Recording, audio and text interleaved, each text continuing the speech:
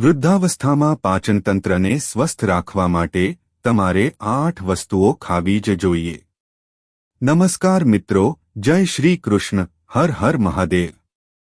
સ્વાગત છે તમારું ગુજ્જુ હેલ્થ ટિપ્સ ચેનલમાં। વૃદ્ધાવસ્થા એક એવો તબક્કો છે જેમાં શરીરની બધા અવયવો ધીમા પડવા લાગે છે। હાડકાં નબળા પડી જાય છે, સ્નાયુઓ ઢીલા પડી જાય છે અને સૌથી અગત્યનું પાચનશક્તિ નબળી પડી જાય છે। જે વસ્તુઓ પહેલા સરળતાથી પચી જતી હતી તે હવે ભારે લાગવા લાગે છે। એસિડિટી, ગેસ, અપચો, કબજિયાત, ભૂખ ન લાગવી જેવી સમસ્યાઓ સામાન્ય બની જાય છે। આવી સ્થિતિમાં યોગ્ય ખાવાની ટેવ અપનાવવી ખૂબ જ મહત્વપૂર્ણ બની જાય છે। આજે આ વિડિયોમાં અમે તમને જણાવીશું કે વૃદ્ધાવસ્થામાં પાચનતંત્રને મજબૂત રાખવા માટે કઈ 8 વસ્તુઓ જરૂરી છે જેનો તમારે દૈનિક આહારમાં સમાવેશ કરવો જોઈએ। વિડિયોમાં આગળ વધતા પહેલા મિત્રો, મારી તમને એક નાની વિનંતી છે કે જો તમને આ વિડિયો પસંદ આવે તો આ વિડિયોને લાઇક અને શેર જરૂરથી કરજો અને કોમેન્ટ બોક્સમાં જય માં લક્ષ્મી અવશ્ય લખજો। મિત્રો, આ વિડિયો ખૂબ જ મહત્વપૂર્ણ બનવાનો છે, તેથી આ વિડિયોને સ્કીપ કર્યા વિના અંત સુધી જોતા રહેજો। નંબર 1, વરિયાળી પેટ સાફ કરે છે અને ગેસથી છુટકારો અપાવે છે। મિત્રો, આયુર્વેદમાં વરિયાળીને અગ્નિ દીપક માનવામાં આવે છે, એટલે કે તે પાચનશક્તિ વધારવામાં મદદ કરે છે। વૃદ્ધ લોકો ઘણીવાર ભોજન પછી ગેસ, અપચો અને ભારેપણાની ફરિયાદ કરે છે। વરિયાળી આ સમસ્યાઓમાં રાહત આપે છે। ફાયદા: પાચક ઉત્સેચકોના સ્ત્રાવમાં વધારો કરે છે। ગેસ, ઓડકાર અને પેટનું ફૂલવું જેવી સમસ્યાઓમાં રાહત આપે છે અને ભૂખ નિયંત્રિત કરે છે। કેવી રીતે લેવી? ભોજન પછી અડધી ચમચી વરિયાળી ચાવો। તમે સવારે ખાલી પેટે વરિયાળીની ચા પી શકો છો। નંબર 2, છાશ।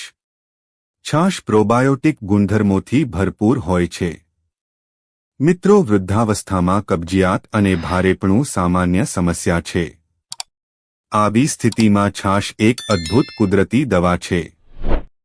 તેમાં પ્રોબાયોટિક બેક્ટેરિયા હોય છે જે આંતરડાના સ્વાસ્થ્યને જાળવી રાખે છે।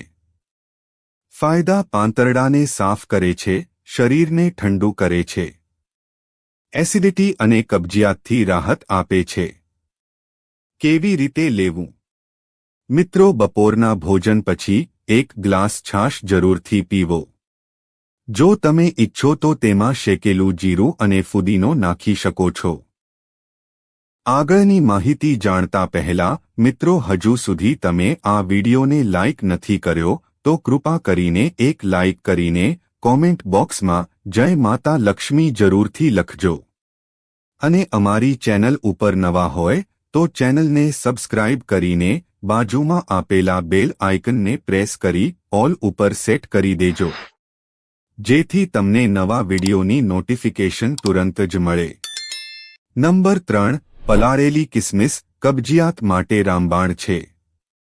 મિત્રો, કબજિયાતની સમસ્યા વૃદ્ધોને ખૂબ જ પરેશાન કરે છે। તેનું કારણ ફાઇબરનો અભાવ અને ધીમું ચયાપચય છે। આવી સ્થિતિમાં કિસમિસ એટલે કે મુનક્કા ખૂબ જ ફાયદાકારક છે। ફાયદા: ફાઇબર અને આયર્નથી ભરપૂર, આંતરડાને નરમ કરીને આંતરડાની ગતિને સરળ બનાવે છે। શરીરની ઊર્જા જાળવી રાખે છે। કેવી રીતે લેવું? રાત્રે 8 થી 10 કિસમિસ પાણીમાં પલાળી રાખો। સવારે ખાલી પેટ ચાવીને ખાઓ અને પાણી પીઓ। નંબર 4, લસણ પેટને મૂળથી સાફ કરે છે। મિત્રો, લસણમાં એવા સંયોજનો હોય છે જે વૃદ્ધાવસ્થામાં પાચનતંત્રને મજબૂત બનાવવામાં મદદ કરે છે। તે આંતરડામાં રહેલા હાનિકારક બેક્ટેરિયાને દૂર કરે છે અને સારા બેક્ટેરિયાને પ્રોત્સાહન આપે છે। ફાયદા: પાચક ઉત્સેચકોનું ઉત્પાદન વધારે છે। ગેસ અને પેટના દુખાવામાં રાહત આપે છે। રોગપ્રતિકારક શક્તિને મજબૂત બનાવે છે.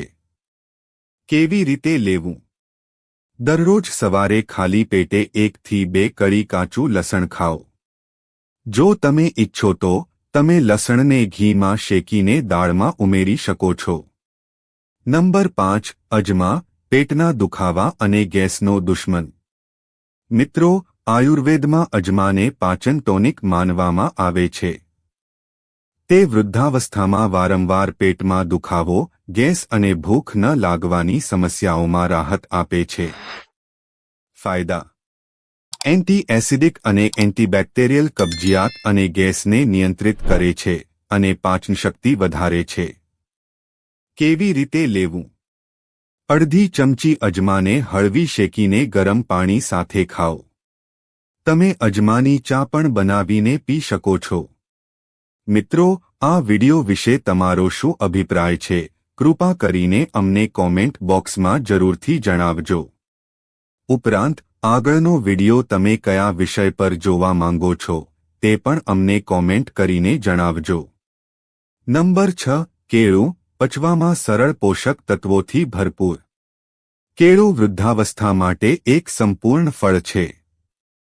તેમાં દ્રાવ્ય ફાઇબર હોય છે જે કબજિયાતમાં રાહત આપે છે.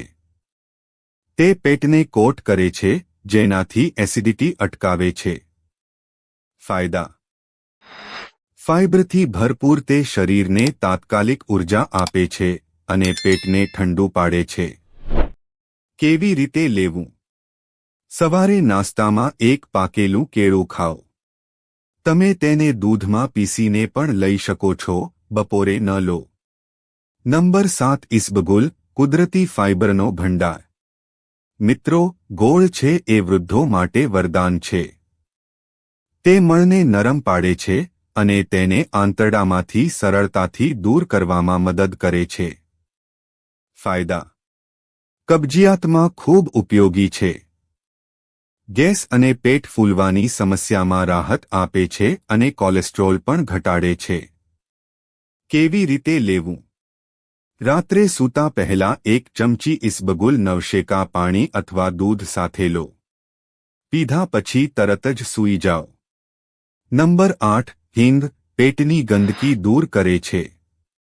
મિત્રો, હિંગમાં બળતરા વિરોધી અને એન્ટીબેક્ટેરિયલ ગુણધર્મો છે. હિંગ અપચો, ગેસ, પેટના દુખાવા અને વૃદ્ધાવસ્થામાં પેટના ભારેપણામાં રામબાણ તરીકે કામ કરે છે. ફાયદા: તે આંતરડામાંથી ગેસ બહાર કાઢે છે. પાચન ઝડપી બનાવે છે અને ભૂખ વધારે છે. કેવી રીતે લેવું? તમે અડધી ચપટી હિંગ ગરમ પાણીમાં ઓગાળીને પી શકો છો.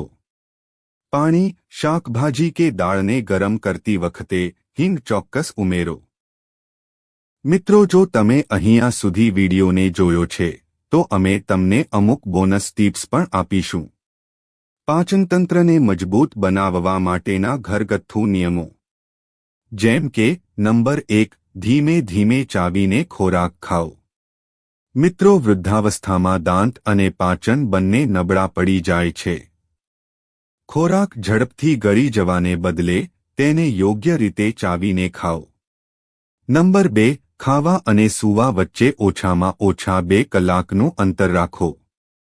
જમ્યા પછી તરત જ સૂવાથી પાચન બગડે છે અને ગેસ બને છે. નંબર 3. હૂંફાળું પાણી પીવો.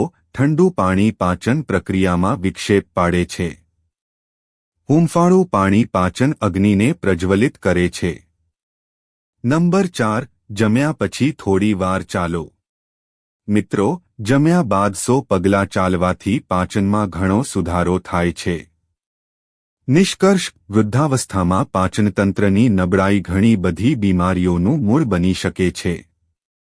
તેથી 60 વર્ષની ઉંમર વટાવ્યા પછી તમારા આહારમાં એવી વસ્તુઓનો સમાવેશ કરો જે પચવામાં સરળ હોય, ગેસ ન બનાવે અને શરીરને પોષણ પણ આપે. ઉપર જણાવેલ 8 વસ્તુઓ વરિયાળી, છાશ, કિસમિસ, લસણ, અજમા, કેળા, ઈસબગુલ અને હિંગ ફક્ત તમારી પાચન શક્તિને યોગ્ય નહીં રાખે, પણ શરીરને અંદરથી સ્વસ્થ, હલકું અને ઉર્જાવાન પણ રાખશે.